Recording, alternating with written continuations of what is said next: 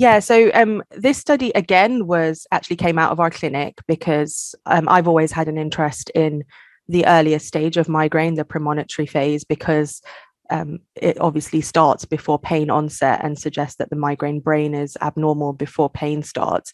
And that correlates really with what symptoms patients report during that time. And so we've done previous phenotypic and imaging work in that field.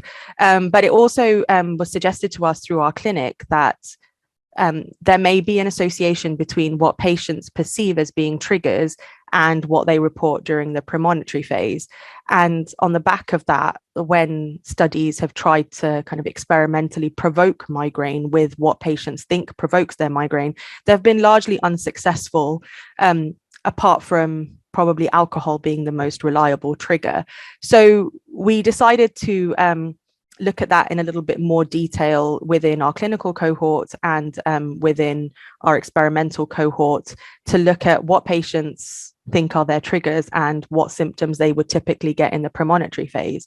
And we found some significant associations. So, for example, patients that felt that bright lights were a trigger for their migraine were more likely to report premonitory light sensitivity.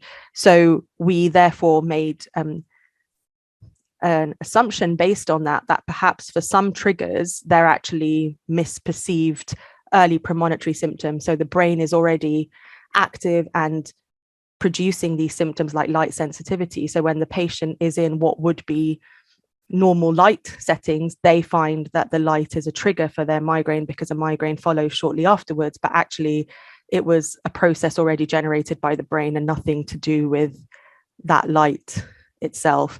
And so that's quite interesting because, it supports some of the literature that when you expose patients to bright light, they experimentally they seem to not be able to trigger their migraine, and also supports that this premonitory phase is active prior to the onset of pain. And I think it's helpful for patients because a lot of our patients go and make several lifestyle modifications and avoid chocolate and red and light and sound and change their whole lives to try and prevent migraine. And maybe some of it is not useful, but again, something we need to look at prospectively going forward.